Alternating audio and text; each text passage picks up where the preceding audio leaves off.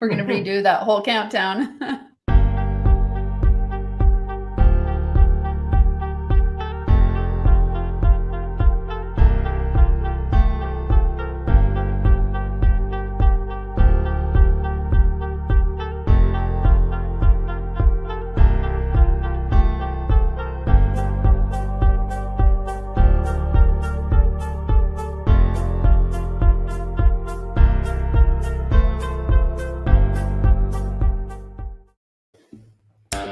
Well, hello, everyone. It's money dance time, Allan. Whoa, no, we're dancing. Yes, we're dancing.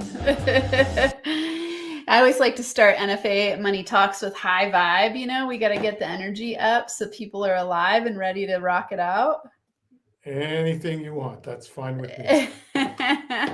Yeah, I like to start my masterminds and my one-on-ones with meditation, but that doesn't really work as well for YouTube and that kind of thing. Oh, why not? Why not?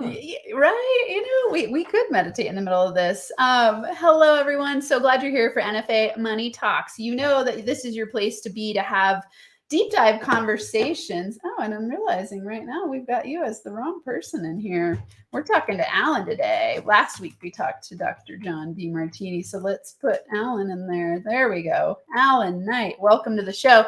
So as I was saying, everyone here, you know that we deep dive into all things money mindset. I love to dive into manifestation. We talk about transformation, confidence, the things that hold you back from making the money that you choose to make and feeling really good about it. And so Allan reached out to me. I think it was on Facebook. Somehow we met each other somewhere. I don't know how. We just got attracted to each other and we had a really fun conversation. I was like, you need to come on NFA Money Talks because he has a really cool story and background, which you will hear all about. And he's going to give you a lot of tips in his areas of expertise. First, though, I always like to start with two things. One, if you're here live, ask questions. Sometimes people ask questions or they just leave comments and I don't really respond to those. If you ask us questions, we will answer them throughout. So we're watching the comments and we'll see what you ask.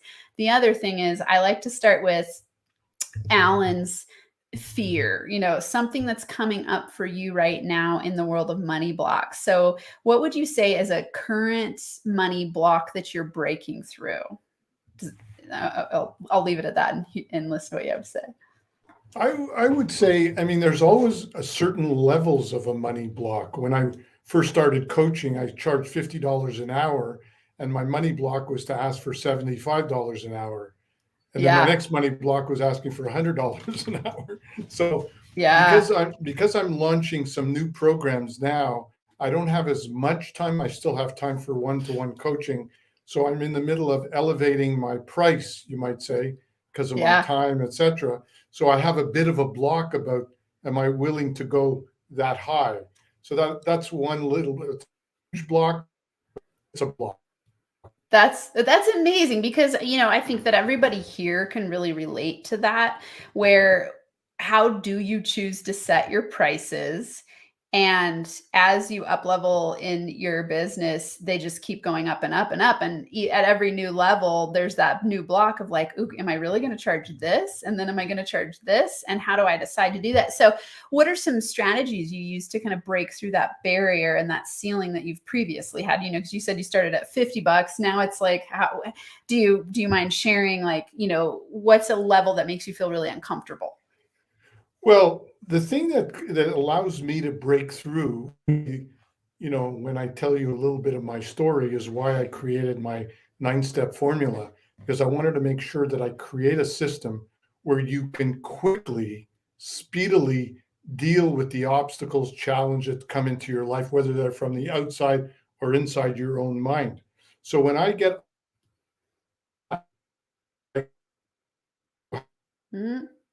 let's say I'm thinking about how much I would like to charge. So it's ask for down, maybe no one's going to buy. So I have that feeling of fear. I generate inside and I look at my emotion. I know that my emotions are connected to my mindset, whatever. So I know if I transform my way of thinking, not just with an affirmation, I call it emotionation. I then take my new belief system that I want to create. And then not only do I transform it mentally, but I verbally do it with a lot of power and then take action right away. I connect my mind to my emotion, to my action. That way you have a three-part, I call it emotionation, rather than simplistic affirmation, which often doesn't really work by itself. Yeah. Okay. You said so. Alan, you're breaking up quite a bit. I don't know if you can turn anything off internet-wise for yourself, or like any programs or anything, because I heard like maybe half of what you said. And Oh my God! I know. I'm sure other people are experiencing that. So I just wanted to Let see me if let me see if I can. Maybe there's a window that I need to close. Hold on. Okay. This is the fun, everyone, of lives. You got to just roll with the punches and enjoy the process. Sometimes technical things come that's up. closed. The window's Okay. closed. Could you hear me Let's now? see. I can hear you. It was more like that's being tricky because you're spotty, but you seem a lot clearer now. So let's test it out and see. So just to go back, because I don't think people got everything that you said, will you repeat what you do to break through? It sounded like you were talking about a method that you use to break through really anything that's blocking you. So will you just go through that again? Yeah. What I call it is an emotionation as opposed, can you hear me okay now? Yeah, much better. An emotionation as opposed to an affirmation. The reason themselves don't often work successfully is it's mostly in the mind. We're trying to change our thoughts from a negative thought to a positive thought. But I believe the power is really in the heart, not the head. This expression, knowledge is power, might be true if you and I want to be doctors. We got to study for 7 years to become doctors, and we need a lot of knowledge. But to achieve true communication mastery and personal mastery, self-mastery, it's the opposite. The heart is power, patience is power, presence of mind is power, compassion is power, and knowledge helps. So when I use my mental fitness techniques, I always connect the rational mind. So let's say I have a negative thought. I do not deserve to charge 5,000 an hour or whatever. I'm just usually throwing that out as a figure. Let's call it $2,000 an hour. I'm afraid to charge and ask for one-to-one coaching. But let's say $5,000 for a coaching program. So I have a fear over that I want to overcome. So first of all, I want to change my thought to something that's not comfortable. I absolutely deserve to charge $5,000 for my coaching program. Repeat that. Stand up, emotions into the thought. So it's thought plus emotion. And once I've done the emotional side, I take immediate action, like I'm going to make 5 connections. So mind to the emotion to action. All 3 give me a much greater chance of achieving the success that I'm looking for. I love this. This is really powerful in terms of connecting. I like to think of it a lot of connecting your why to any action you're taking, because it elevates your emotion. And like you're saying, self-mastery starts in the heart. I think a big problem with entrepreneurs is that they think a lot, like they use this a lot. And I can say I've done this too, where, it's like I can think my way out of a problem, or I can think my way into success, versus connecting the essence of your being, which starts in your heart in big ways, right? And so I think what you said is powerful. I'll give you another recent tangible story that I have. I was diagnosed with Parkinson's 10 years ago, although when people meet me, some of them don't even notice I have Parkinson's. And I'm kind of committed to healing myself. If I do, great. If I don't, I'm navigating it pretty well. But about a week ago, I was experiencing a bit more tremor in my right hand, and I didn't like that. And I went down the street, took a walk for about an hour. I went into my heart, because sometime when I do my affirmation, and I could tell it lacked power. It doesn't have the power. It's just repetitious in my mind, and I could feel it doesn't have power. So this time I pushed it into my heart, and I silently, of course, I was walking. People were not seeing me talking along. I was walking on the street, and my neurological system is completely calm. And I repeated that for an hour from my heart without reservation, like a pit bull. And then I did it all day, except for when I was talking to people like I'm talking to you or busy at other work. The tremor decreased by 85%. And I've been doing it ever since.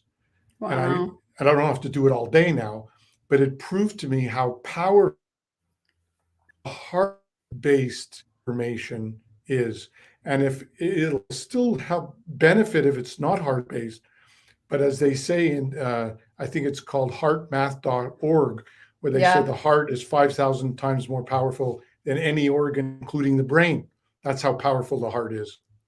I love this. I was just going to say, ooh, heart math. I wanted to talk to you about that because I think that we massively undervalue or take for granted the power of our heart. It's like in heart math, they talk about how you can actually measure the energetic field quite a ways away from your heart. So you have like this massive power coming from your heart, and we tend to shut it down, especially when we're in a space of, quote unquote, trying to figure out solutions to perceived problems that we face. And that's something that I would imagine, like, you're walking down the street and you're feeling a tremor in your body, you could go into a pretty fearful mode, I would imagine. Absolutely. And just listening to your voice, we hardly know each other, even though we chatted very briefly, right? We hardly know each other. And I'm not trying to make you feel good by just giving you a frivolous compliment, but I can already tell by listening to your voice. It has what they call in Zen a mantric sound. Your voice is clear and it's very heartfelt. There's a clarity in your voice, and you clearly integrated mind, emotion, body, and communication.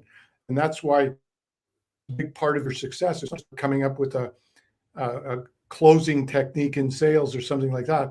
People will listen to you and they'll instantaneously know you're demonstrating what you're talking about. And I could tell, just listen, because I could listen to you for hours with the voice you have. So you're already there. Either you have good karma, good genes, good karma from past lives. I'm not sure. I love this.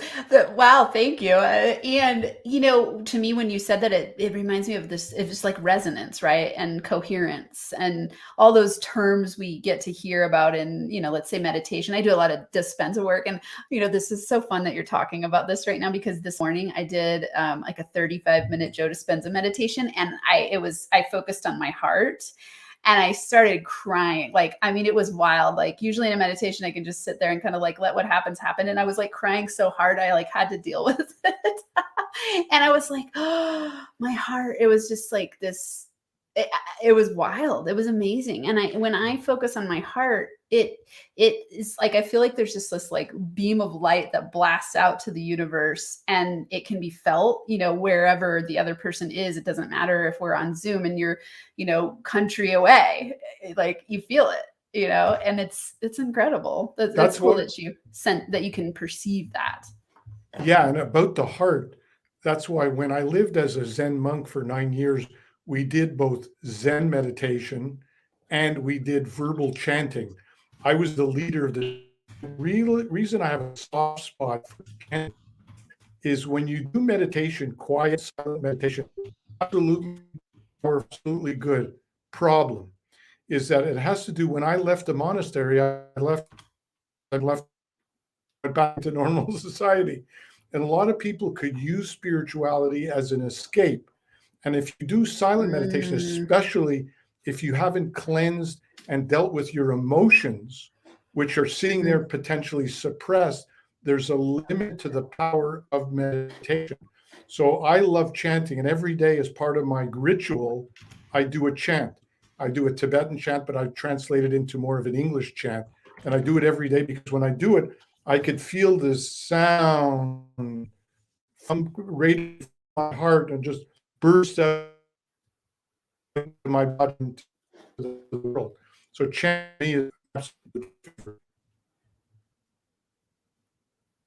Man, I wonder if you're breaking up again. I'm like, I'm on the edge of my seat wanting to hear everything you say, and you're definitely breaking up. I'm not sure. Wait, for people watching, will you in the chat tell me if you're experiencing Allan breaking up, or is it just me? Because if you're not, then we can keep going. I want to just make sure. It's strange. It's like your internet is kind of timing out a little bit. Sometimes this happens with lives. Does this happen to you on Not sometimes on when Zooms? I do a one-to-one Zoom call, sometimes when my window is open, then it Interesting. happens. Okay. I'm not seeing anyone comment, so I'm not quite sure. But okay, so I'll just recap, because what I heard was you were talking about the power of chanting for meditation and using that sound mantra. Will you share some of? Is there one that you use? Like, do you use them at different times in different phrases, or is it something that's personal to you? How do you create one? Yeah, everyone's free to do whatever they want. I have two that I use. One is a Tibetan Sanskrit one. It's called Om Mani Padme Hum. You might have heard of it. Mm-hmm. So it goes Mm-hmm. like this. Om Mani Padme Hum, Mani Padme Hum, Mani Padme Hum, Mani Padme Hum, Mani Padme Hum. Om Mani Padme Hum, Mani Padme Hum, Mani Padme Hum, Mani. Now I could do that for 15, 20 minutes and get in the Zen zone. If for those that can't use this, don't relate to that sound, I changed it into a North American sound. I'm in the zone. So it goes like, I'm Mm, in the zone, I'm in the zone, I'm in the zone, I'm in the zone, I'm in the zone, I'm in the zone, I'm in the zone, I'm in the zone, I'm in the zone, I'm in the zone, I'm in the zone, I'm in the zone. So if I do that for 10 or 15 minutes, it cuts through it access to your vortex, to the higher self, and then it has a ripple effect on your emotions, your mind, and your body, and there's a harmony that comes, a clarity that comes. It's simply that quick access to getting into the spirit, and it's very powerful, and I've done it every day for the last 45 years. wow. That's amazing. I love that. The power of sound. I mean, we're just listening to you as you were chanting it. It's like I can feel a shift in my energy. It's really, really powerful. Okay, so everyone here, try it out. And I've done mantra-based meditations before, and like chanting based, and it's incredible. And just like Allan's saying, you can kind of choose whatever you want to say. You could just, repeat something over and over. One I was doing recently, I was reading a wealth book, and it was saying just to say the word wealth and associate in your being what wealth means to you. Like, we're talking holistic wealth, like feeling good in your mind, your body, your soul, your spirit, physically, financially, all of the things, and just repeating wealth, wealth, wealth, and connecting to it. So it could be that simple. Or you could do the different ones that Allan's recommending as well. Let's see. Okay, I just wanted to see. Kaylee says, hearing the breakup too. Okay, he's breaking up, but it's so great. So we're getting good feedback. So you're back to normal. So we'll hope that you keep staying in the not breaking. One thing I'll mention about the sound, and that when you choose a mantra, you could say things like wealth, you can say Coca-Cola, you can say what you want. But what I have found is if you choose a softer sound, like the reason Om is different than Coca-Cola, it's a bit harsher, and it may not give you the same as you through the barriers into the spirit. So Om Mani Padme Hum, Om Mani Padme Hum, or Oh, Yeah. Oh, Oh. That's different than saying wealth, wealth, wealth. Yeah. I feel Wealth, the difference. Yeah. wealth could be used in an affirmation. That's where I make the distinction between chanting, which is an entry door to spirit, versus affirmations, which reprograms negative thinking into positive thinking. They're different purposes. Very, very powerful distinction. And I can feel the difference when you use those different, there's a softness of the words versus like the kind of it's a little harsher, I would say. Like, yeah, very interesting. Okay. And let's dig into that a little bit, because that's really cool. So you're saying chanting is diving into the soul in a different way. So it's like opening a different part of yourself than affirmations, which I think is much more of a mental transformation of your brain. Like I always think of affirmations as reprogramming your subconscious mind. So chanting would be soul, affirmations more of brain work. Right. And that's why when people use the term mindset, everyone's like, I've become a mindset coach, which is fine, but to me, it's only one facet of inner fitness. So in the fourth step of my 9-step program, I teach people the different range of inner fitness exercises. One includes the 3-part affirmational, emotionational exercise, which is for the mind and the emotion. One of them is a couple of them are for tapping into your Zen zone, which is getting to the void. And one of them is something else related a little bit more to emotions. So you have a wide range, and it's important you work on all of them because, again, if you focus on meditation as an escape from reality, you're sitting on a powder keg and you become what I call a spiritual monster. You can become highly spiritual, like some of these cult leaders, and then they go to town and you end up finding out they murdered 20 people. So you could go from one extreme to another very quickly. Yeah, interesting. You broke up a tiny bit, but I was thinking so when you're thinking of inner fitness, I mean, obviously, like I love mindset coaching, and it's like that to me. I'm looking at energy. So it's like, how do you create an energy and an essence, which is going to be mindset, it's going to be feelings, it's going to be spirituality, it's going to be all of these big parts of you that create an entire being. So when you're thinking of inner fitness and you're helping people get into the Zen zone, so chanting is one thing you're saying. What are some other strategies and tools you use to help people get into that place? Well, first of all, I always leave it open because I don't believe that what I do necessarily is the way what you need to do. So when it comes to tapping into the Zen zone, I give some few examples of what people can do, techniques like my Zen meditation, like my chanting. And then I say, if you're already doing your own chant, if you're doing hot yoga, if you're doing any kind of yoga, keep that up. I'm not here to lay a trip on my method. What's important is you use a method to get into the Zen zone. But getting Zen zone is not enough. We have these deep-rooted belief systems from way back when. We got to deal with them. We got to transform them. We also have stuck emotions like a buildup of plaque. So if we have suppressed anger, we need to release it and deal with that. If we have sadness and melancholy and depression, we need to deal with that.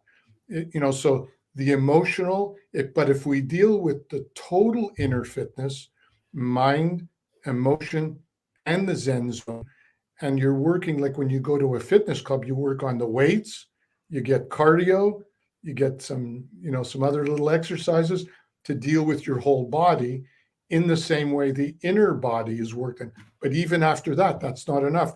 That's why I take people to number 5, which is action, accountability, and building your outside life. There's your inner life and your outside life. So step by step, we go through the rung.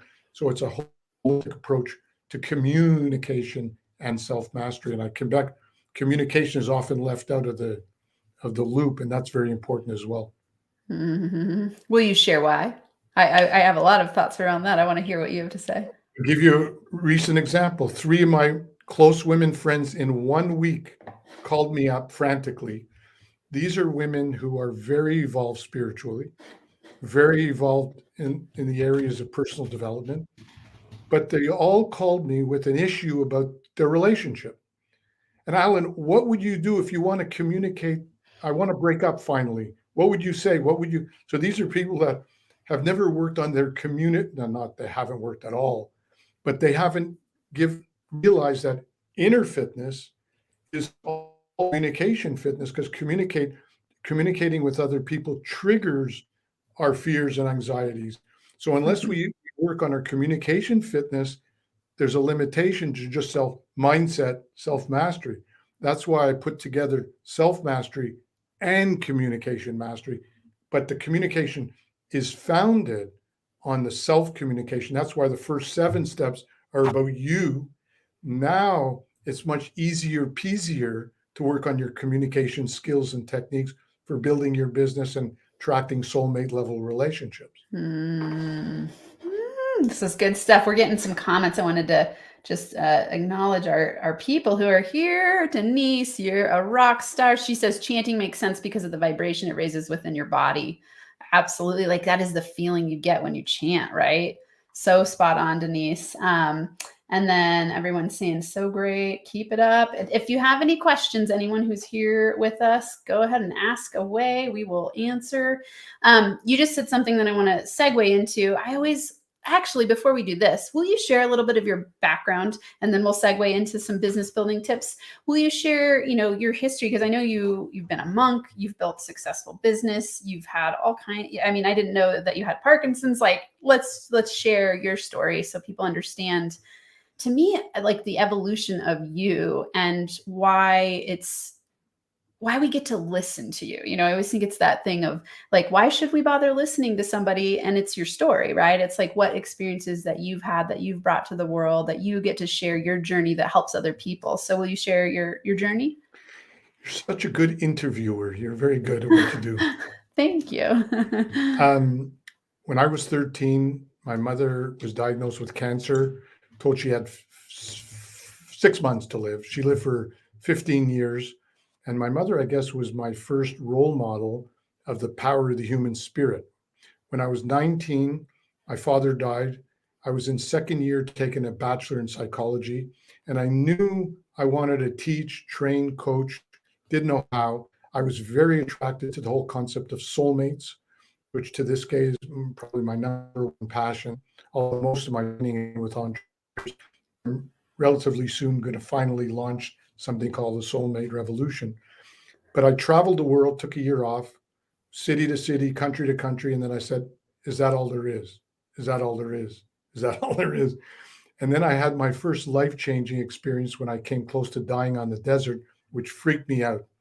When I came back to Montreal, I met two people in a bookstore that had these calm, clear, centered eyes. And they were part of what was called a Zen meditation center.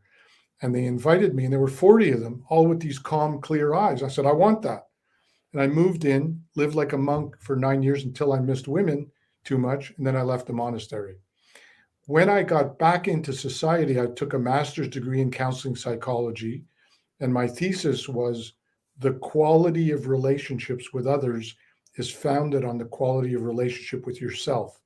And then I moved to Vancouver from Montreal. I still have a number of soulmates. I believe we have many soulmates, including twin souls, romantic, but we have business. I mean, you and I could be soulmates, business, friends, soulmates, whatever, family soulmates. But most people are not up to me, business soul.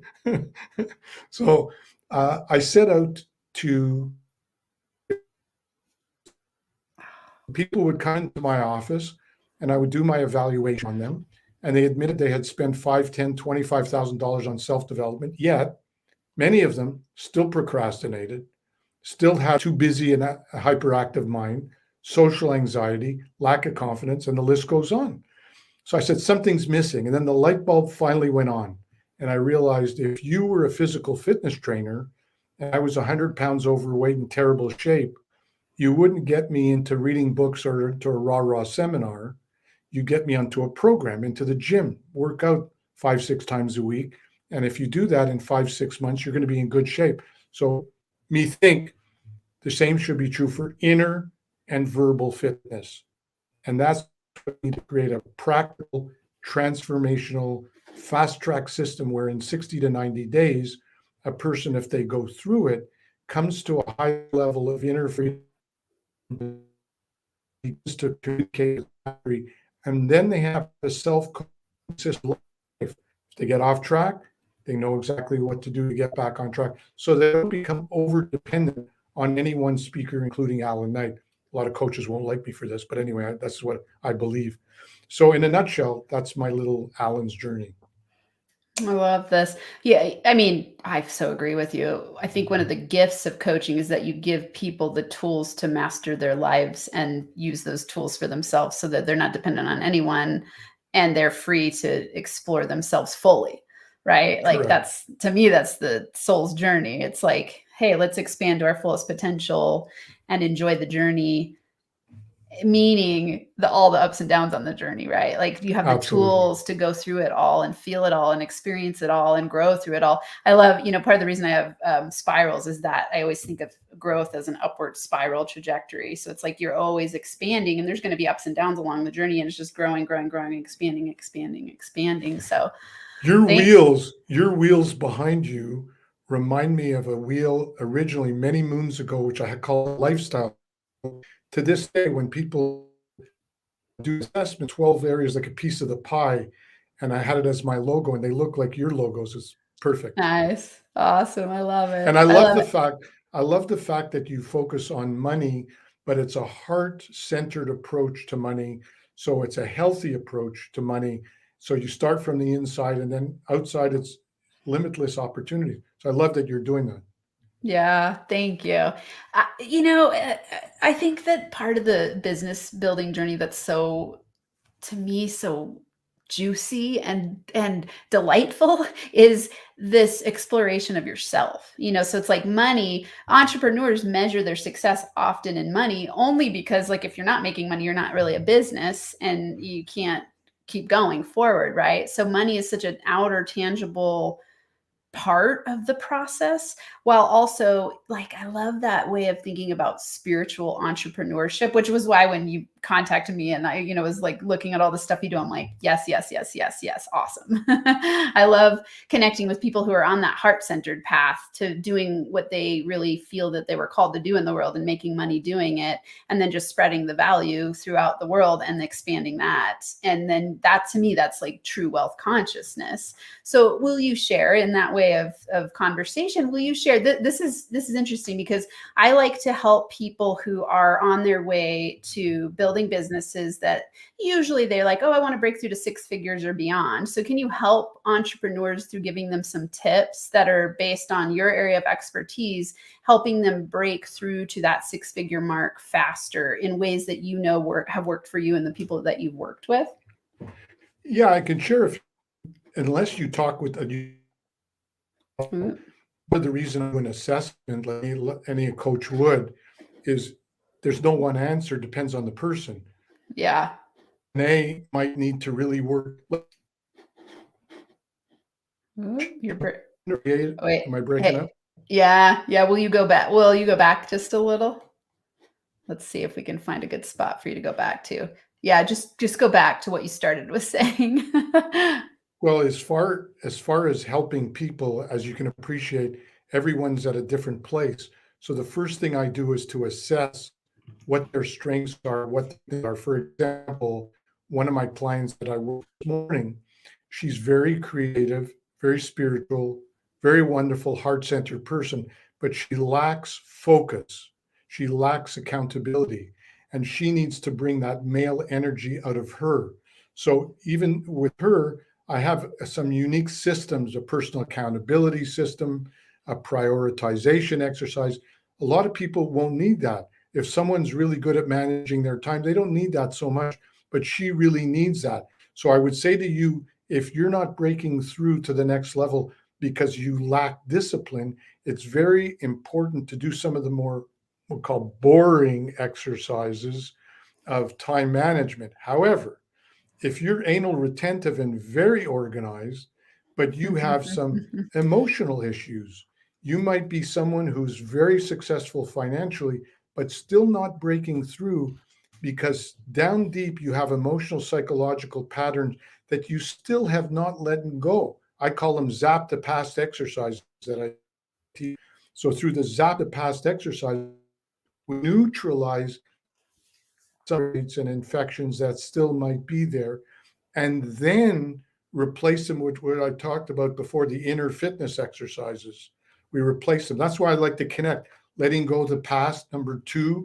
Number 3 is clarifying your vision and direction with an attitude that nothing is going to get me off track from living my dream lifestyle. Then 4 is your inner fitness, because to experience your dream lifestyle, you have to have a powerful inner game, inner muscles.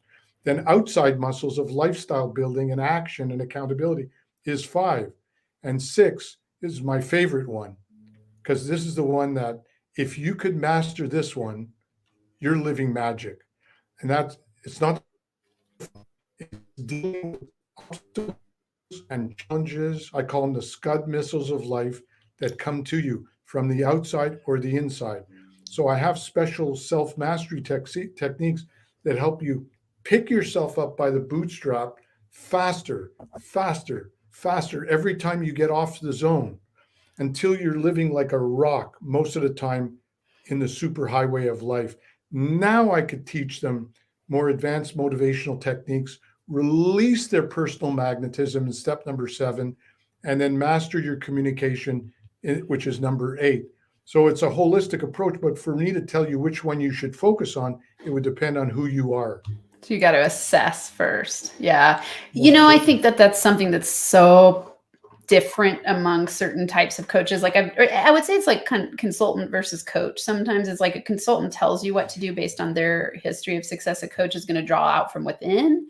And it's something that I've, played with back and forth, because like sometimes I can have a really masculine energy and sometimes a feminine energy. And it's like, okay, it's going to be dependent on the co-creation with the client.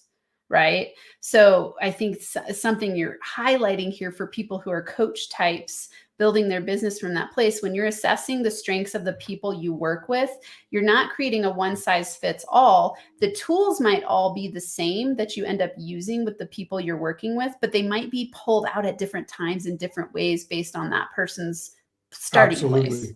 Absolutely. Now, one other thing I want to share, really important, is that to answer your last question, if I was to choose one concept that's the most important to just soar at a high level. Okay. And it's a combination of some of the things we just talked about. But if you could get to the place where you accept, love, and adore yourself like your own child, which most of us can't, are not out there, even if we think we are, or most of us are not there. If I ask someone who has children, I said, do you love your children? Oh, of course I love them and I adore them. Do you, to this, could you honestly say that you adore and love yourself really like you do your own? No, I can't. And I tell people, my clients and other people that ask me, if you could get that high level of self-mastery and empowering yourself and accepting and loving yourself, you become like a walking love machine. And in that walking love machine, it organically draws and magnetizes all that you want. And sales and many of those things they're effortless. And one of my greatest mentors was someone called Ramdas. I don't know if you ever heard of him, Amanda. He died a few years ago. Unbelievable, brilliant man. And he said he was a professor at Harvard for many, many years. He said, I've had airplanes, my own airplanes. I've had millions of dollars. Nothing has replaced the inner game, the inner journey of self-mastery. Because if you can achieve that and you live like I like to say I live most of the time, I'm content, I'm happy, I'm in the present, and I could create whatever. And if I earn $5,000 a month or $2,000 a month or $10,000 a month, I know here on this show we're talking about elevating things, nothing wrong with that. But the point is, if you can elevate inner game to where you're no longer so attached to the result, then the sky's the limit, but it's done in an effortless way because it's actions founded on love, not fear. And that's the key. So good. We should do a podcast together, man. I know. I love it. It's like, I'm just making me smile so big. And like whenever I feel truth in the presence, it's like my eyes fill up with tears and I'm just like, yes, yes, yes, yes, yes. Awesomeness. I mean, I think that people want this magic formula, secret, like quick fix. And I so agree with you. The quick fix, well, it's not really quick, but the fix is to accept, love, and adore yourself. Like when you actually play in the field of loving yourself, it increases joy. And just like you're saying, it's like you become so magnetic because people want to be around you, right? Like they're drawn to you because it feels good to be around somebody who loves themselves, because then they can spread that love to you and people feel it. It's not something you can fake, like you it's an essence of and an energy, and it's a brightness, and it's a shining of your light. And it's like the more and more that I let myself love myself, and the more and more I grow in love with myself, the bigger and bigger I expand. And I feel exactly what you're saying. It's like that piece of like, everything's awesome. I don't need to worry about anything. And then you just attract from that place, and it makes everything easier. Let me ask you this. How many times have people said to you, Amanda, it's so easy to talk with you. It's so, I could just listen to Yeah. you. I could trust you like my own sister. How many times have people said that to you? Lots and lots of Right. times. And that Yeah. comes not just because of one thing or another, it comes because of your inner work, whether you've done it now or lifetimes ago, who knows? But you've done it because you're there and you have that kind of presence. And it's that kind of presence is so precious. And so, listen, there are a lot of teachers, but few masters. And I always said, I don't want to go out in the world until I'm a master, not just because it's easy to teach stuff, concepts. You want to walk the talk, and I know you walk the talk. I know that. Yeah. Yeah. You know, and everyone watching at any point in time when you're watching or listening to this to me, you know, I think that I don't you know, we could have a long spiritual conversation about it or religious conversation about it. It's like I was raised fundamentalist Christian, so I had a lot of like religiosity my way, and it's taken me time to develop into more of a spiritual person where I could let go of the dogma that I was taught. And now it's like this place of, to me, the greatest quest is self-mastery. And self-mastery equals exactly what we're talking about. Like, do you love yourself? Like, what is the point of being alive if you don't love yourself? And not saying like go commit suicide. I'm saying like, what the quest and the journey is to know and love yourself. And then whatever comes from that place is always going to be, you know, I think And like guess what? magic, spiritual, awesome. Guess what? Mm. I'm not much of a Christian, but I know enough about the Bible that the Bible is in total in sync with what you and I are talking about. The Yeah. Bible verse that I try to live is love God with all your heart. So I put the Zen Zone first. Love others as yourself. Love yourself first. So that one Bible verse, that's all I need to know. And that if I live Yeah. that's all I need to know. Whether I'm Christian or Buddhist, doesn't matter. Yeah, absolutely. Well, and if you take that from a business perspective, it's like, oh, I am serving you because I love myself and I love you. And it's a win-win exchange that we get to co-create together. You know, Totally. like attract from that place, and money will grow, expand so much that you can't even stop it from coming your way. As a matter of fact, your clients, knowing you, your clients might become more successful than you are, but they paid you Ah, first, but they got paid yeah. that 10,000 fold. Absolutely. Like you're the vehicle to help them spread their wings Right. and love themselves more, which is amazing. Okay. So, let's see. So, we could sum up these tips, and you've said so many already. So, you're saying 6 figures faster, assess your strengths. What could you articulate a second one that you think it really stands out for you? I know we're saying the number one is to know and love yourself. Love, adore, like knowing yourself, right? I always say confidence is to know, love, and trust yourself. And to me, that's the ultimate. And that's real confidence. And that's what people feel energetically when they're around you. If you know, love, and trust yourself, you're confident. And that piece of confidence is what becomes that attractor magnet. And I think, you know, you could really sum it up as self-love, because you can't love yourself if you don't know yourself, and you can't love yourself if you don't trust yourself. Right. And I think one other little tip that I can maybe, which is part more of the communication part of things, Yeah. which is would come up with those 3 young ladies, my friends that have called me in the last week, Yeah. is navigating conflict. And here's what I mean. Ooh, can we put this as tip 2? We're going to put this as tip 2, navigating conflict. Oh, I think I lost you a little bit. Can you hear me? Yeah. Okay. I only heard, I just said, we're going to put this as tip 2, and then you timed out. Okay. Navigating conflict, we can call it that.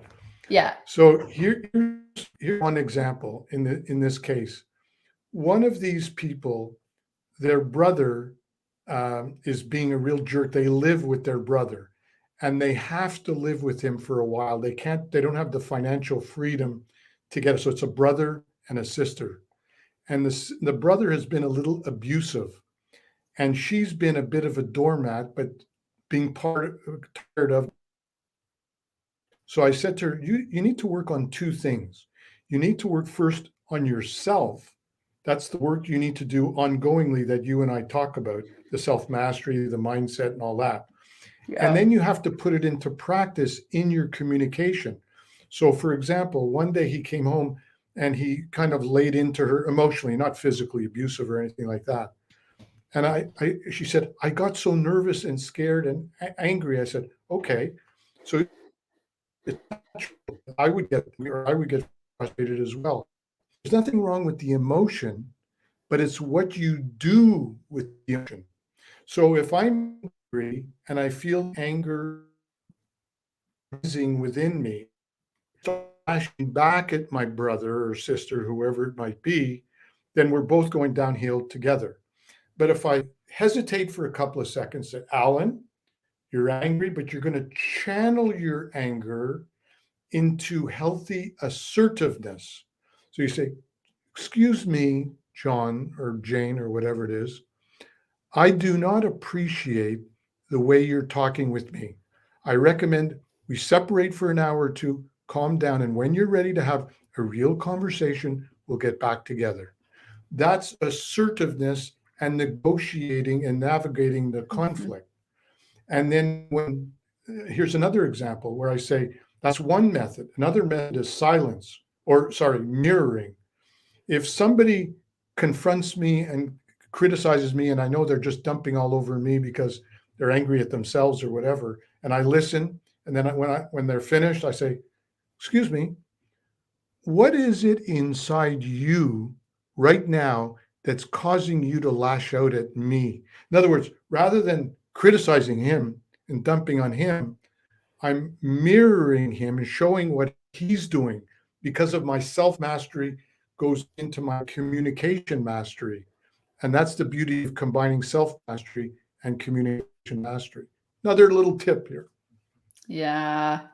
I don't remember if you and I talked about this, but when I started my coaching journey, I thought I was going to be a relationship coach because I had left my 15-year marriage having an affair and next relationship wasn't working. So like my whole coaching journey started with going, I got to fix my relationships, which also, equated to me not having a place to live and being on food stamps and all of these things. It was really rooted in like exactly the things you're talking about, a lack of self-love, not knowing how to communicate, not knowing how to deal with conflict.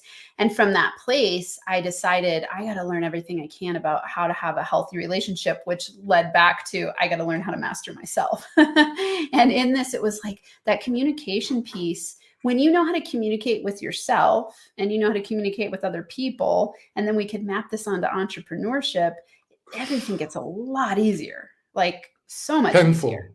10,000-fold, 10,000-fold. Because you don't feel conflict. It's like, oh, how do we create a win-win situation? How do I advocate for myself? How do I set boundaries? How do I learn to say no? How do I, this is all the stuff we're talking about is what, when people ask, like, how did you build a 6-figure business so fast? It was self-mastery. And it was learning communication skills. It was learning how to stand up for myself, how to love myself more. All the things that you need to have a win-win relationship in business is the things you need to have a win-win relationship in love, is the things with your kids, is the thing with your clients. Like these skills across the board are what you need to feel really whole in every area of your life and business and money. Right. So it's, absolutely. I love what you're saying. We're running out of time, right? I know. I could talk to you all day. Let's give. Do you have time for one little thing? Let's give one more tip because I always like to give 3 tips. And so 3 clear tips on how to get to 6 figures faster. And I'll just keep tying them in and mapping them onto entrepreneurship. You're dropping tons of gems of wisdom. So give us one more. My last tip is I close everyone I speak to. My 100% closing technique. You said close everyone I speak to. Yes. Ooh, yeah, we need to hear this for sure. It's a 100% closing rate of closing sales. 100%. Here's my tip. Okay. I'm not saying closing everyone right away on a deal. Yeah. closing everyone to the next step of the relationship selling process with me. So if my Yeah. job, when I connect to people, let's say online, LinkedIn, Facebook, whatever it be, my job is not to sell anybody, it's to connect, connect, connect, connect. In the connection, let's dance. Let's what we have. Let's dance, find out about each other, whatever. Sometimes it might result in them needing my service. Sometimes it might result in me needing their service. Sometimes there's a collaboration. Sometimes there's someone like you that invites me onto a podcast. Other times we refer. Sometimes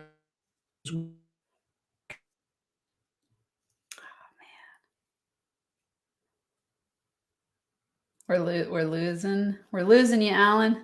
Can you can you hear hear me? me? No. There, now I can. Okay. You were saying, So yeah, I caught you at the referral. Sometimes you're closing them on a future collaboration, it could be a referral. Who knows what it could be, right? and the odd time you close them for life. You don't want to talk to them again. You take them off your list. So Sure. I close every human being I meet to the next step of the relationship building process. Takes the pressure off of sales. I Yeah. don't need to say sales come today. Great. If it doesn't come today, doesn't bother me because first of all, how do you know? And I don't know that just having met you and doing this little podcast together, how this might impact you or both of us. Yeah. Yeah. We don't know. I No, I love this. This is so awesome because it's so true. Manifestation, I always tell people is that you decide what you want, take steps in the direction, let the universe show you the ways and bring you opportunities, right? It's exactly that. There's no fear of that I've got to close the deal or make sure I make something happen. It's just an opportunity to connect and then explore what possibilities will come your way. And just like you're saying, like, who knows who's listening to us right now or in the future, and then they bring some opportunity our way, or they choose to work with us, or something we said changes their lives and has this huge domino effect and causes their business to explode, or you and I get on stage and speak somewhere together. Who knows, right? Like it's the beauty of just trusting the process of planting seeds of connection. And I'm always thinking about the win-win relationships, and I often now say win-win-win because it's like I'm winning having this conversation with you. You're winning. Our people that are watching or listening are winning, and so you just create this vibration and ripple effect of value in the world. So 2 weeks, that's I agree awesome. with you 100%. 2 weeks ago, a young lady named Anna from Vancouver contacted me and she said, Allan, I'd like to see you doing a webinar of some kind. And I happened to be doing a little presentation. I invited her on. She then emailed me, said, can we get on a Zoom call? She's originally from Taiwan, very bright woman. She said, would you be open to translating your book into Mandarin and we market it all over Asia? Nice. Just from Facebook meeting. Just that's it. That's it. That's only Yeah. one story. Only one story. So magic Yeah. happens when we get out there and just keep connecting without any expectation. Have fun, be positive, believe in ourselves, connect, love the other, see how you can serve and support the other. All great things Yeah. come. Anyway, you know all these things. Yes. Well, this has been a really, really high vibe, high value conversation. Will you share, because I know that people are going to want to connect with you. So will you share the best ways to connect with you? I know I have this one here. Or actually, I'm going to make it bigger so people can see it really, really well. Here's how to connect with Allan. Is this the best place? And what will they find when they go there? If you go to AllanKnight.com, that's my main website. So you board of what I do, and you can contact me through the contact page. If you want to get on my weekly newsletter, which I'm starting very soon at bold.com, get little videos on assertive confidence. And Allan at AllanKnight.com is my email. Okay. Okay. You broke up when you said, which is the newsletter? What's the web address? Shy2bold.com. SHY. Shy2bold.com. Awesome. Okay. I'll scroll that one too so they can see that. Shy2bold.com. I love that. That's awesome. there's so many fun alignments for you and me because my journey really just the confidence. Like when I started, I just realized like I had such low self-esteem, low self-worth, shyness, social anxiety. And then it was like I started really working on my inner game. And it's like, and now I just love speaking to the world. And it's like amazing to go from shy to bold. And, I still sometimes get those little flutters of fear and I just play with it and go with it anyway. The thing I don't know how open you are, but if you're open, I'd love to explore the possibility of doing something on a more regular basis with you, because there's a great complement, and my style is my style, your style is your style. There's the male, female, whatever, but your energy is so wonderful that I think if we did something together, it could be very powerful, but I'll leave it up. I'll leave that thought up to you. So fun. I love it. Let's chat more for sure. Everyone here watching on my end knows that in order to connect with me, if you go all things NFA Money, the NFA Money formula, I redesigned it. So if you've received it a while ago, go back in and get the new version because it's got a 15-ish minute video and a really clear structured cheat sheet to help you. I've been using this on myself and with all my clients lately, and it's been profound what happens in your brain really quickly to shift. It's a reframe process and 3 steps and really simple and easy to follow. So check that out.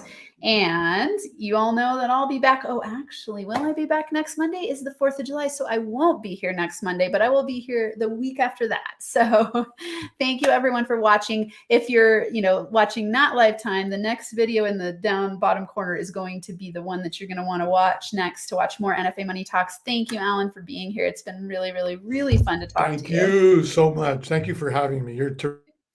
Yeah. Thank you. All right, everyone. Thanks for being here. Until next week, NFA Money Making High Fives. See you in a couple weeks.